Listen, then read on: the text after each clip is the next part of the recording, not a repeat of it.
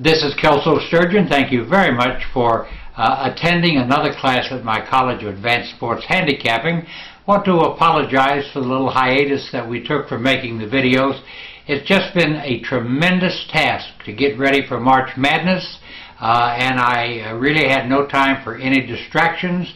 We'll be doing our video cast on a regular basis now. Our next one will be up here on Saturday morning, and we'll probably have 4 or 5 videos a week right through the NCAA championship game in April. But you know, once again, the hard work in analyzing all these teams as they came to March Madness, more than 300 of them, it has paid off.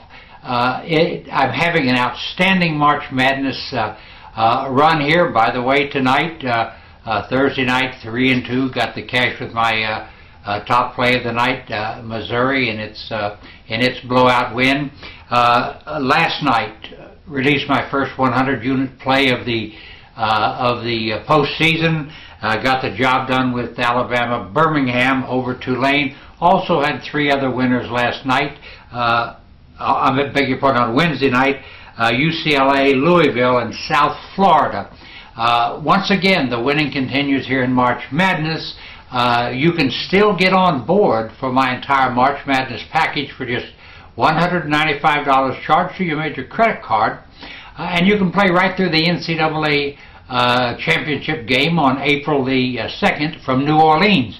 And keep in mind that that $195 fee includes every single 50-unit play, every single 100-unit play, all my 25, 15, and 10-unit plays. Every single game that I release in March Madness is included in that price. Once again, get the entire March Madness package for just $195 charged to your major credit card. You can sign up on this website, excuse me, or toll free at 1-800-755-2255. I take all major credit cards, and I can assure you that this is the bargain of the season. Now, let's get into a couple of things. Tonight's another big night for me. I'm releasing my 100-unit college tournament blowout game of the year. Once again, this is just the second 100-unit play I've released this season. Got all the cash with the first one 2 nights ago. Coming right back tonight, as usual on Friday night, my 50-unit NBA game of the week, looking for a big win.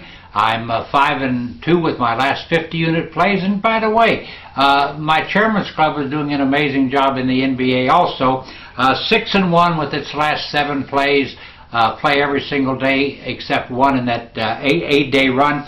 And last night, just to give you an example of what goes on, got all the cash with the Orlando Magic plus the 6 in an outright win at Chicago. So while the NCAA approaches, while the college conference tournaments wind down, I just want you to know that I'm not neglecting the NBA. It's a major profit center for me. You can get NBA selections every single day with my Best Bets Club and with my Chairman's Club.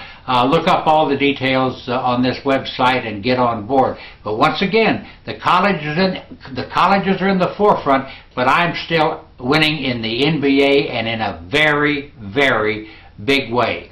Now let's move on to these 2 games for tonight, Friday night. My 100-unit college blowout game of the year, and my NBA, a 50-unit NBA game of the week.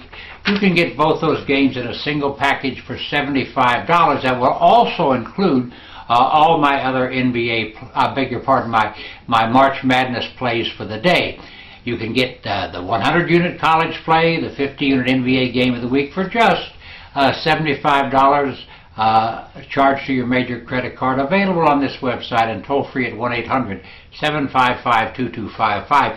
Now, you know, we've very interestingly reached a critical point in the postseason, and I want to go into a little bit of detail. There's a lot of dynamics in play here that people seem to overlook, but as has been asked many times, first of all, let me tell you the 4 teams that I think will make the Final Four. They'll differ from yours probably, but I have handicapped these teams for for weeks, and I believe this is where it stands. My Final Four prediction will be Kansas, Kentucky, North Carolina, and Wichita State. All powerhouses, and all with the talent and depth to go the distance, and all with outstanding coaches. So that'll be my Final Four prediction: Kansas, Kentucky, North Carolina, and Wichita State. Sorry, Duke and Syracuse, the end is in sight. Now, as I said, there's a lot of dynamics in play in handicapping these college conference tournaments, and you know, one of the biggest elements working for and against the college teams right now as they go through these college tournaments is the fact that, you know, in many tournaments you've got to win 3 games in 3 days to get the championship. That gives you that automatic NCAA bid. Sometimes it's 4 games in 4 days. Sometimes it's 4 games in 5 days. There are not many teams that are equipped to do that. And how you play in one game certainly impacts how you play in another game. Let me just throw some things out here, food for thought in handicapping. You know, teams that had tough wins on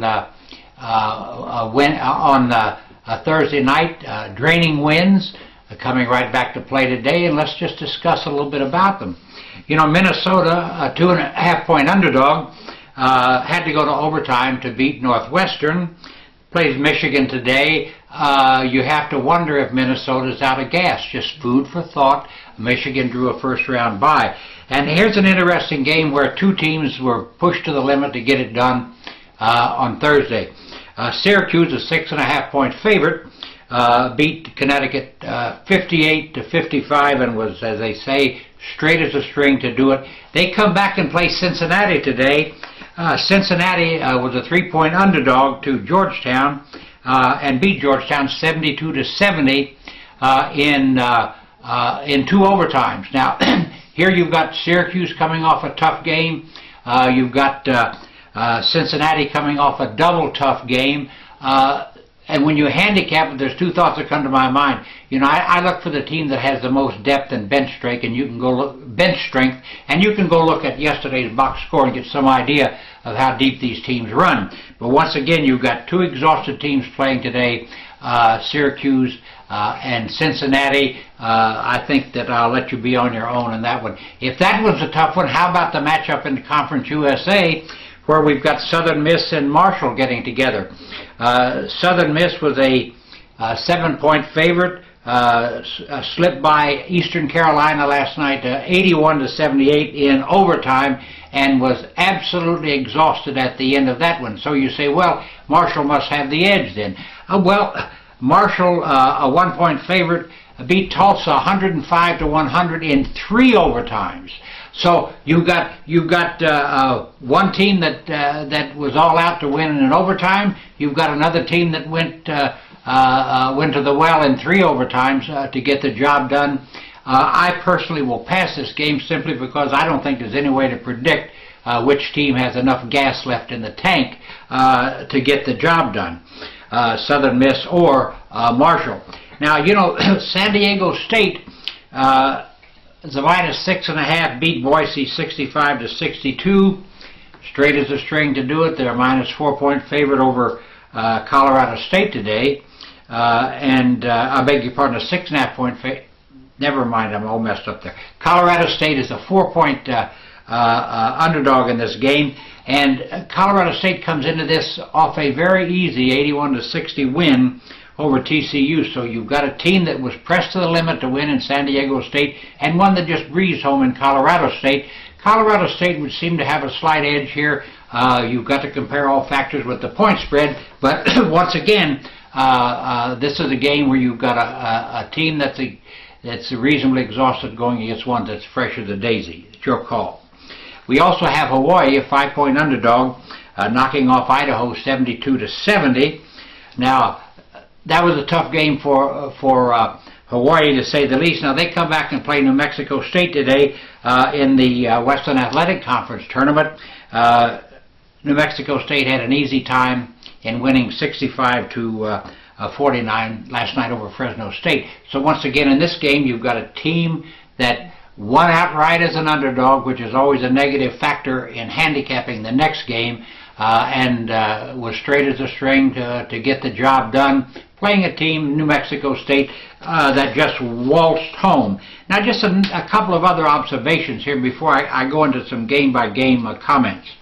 You know, Indiana did not play well in its 75-58 win over Penn State. You can go back and look at this game any way you want to, but the Hoosiers didn't play well. Maybe they'll bounce back and play well today. Who knows? They're a 1.5-point favorite over Wisconsin, which had a first-round bye. You know, you also get a situation with Cincinnati. You know, Cincinnati beat Georgetown 72-70, and if you didn't know better, you had thought as you watched the game that both these teams got together in the locker room and decided neither one would win. They, excuse me, they both played terrible games. You've got to wonder where Cincinnati is today, and you know, they have to be better than they were yesterday, even though they beat Georgetown in the process. I always ask questions, too, when games are back-to-back, a Thursday-Friday situation. You know, in looking at San Diego State, as I mentioned earlier, who meets Colorado State in the Mountain West Conference tournament today in Las Vegas, last night, San Diego State won by just 3 points. And in the process, they hit 51% of their field goals, 61% of the free throws, and 59% of their three-point shots, 9 of 16. Now, they play Colorado State today. They've split during the regular season, and once again, you've got a fresh Colorado State team taking on a San Diego State team that played brilliantly and barely won yesterday. Just food for thought. You've also got a situation with Arizona, which takes on Oregon State today, which won in an upset over Washington yesterday. Arizona beat UCLA 66-58, and they played as bad a basketball game as they could. They're without their one of their guards, who's been suspended for the series. But you've got to wonder, you know, if what you saw yesterday is what you're going to get, or if Arizona is going to bounce back and play better today against Oregon State. It's just something to think about.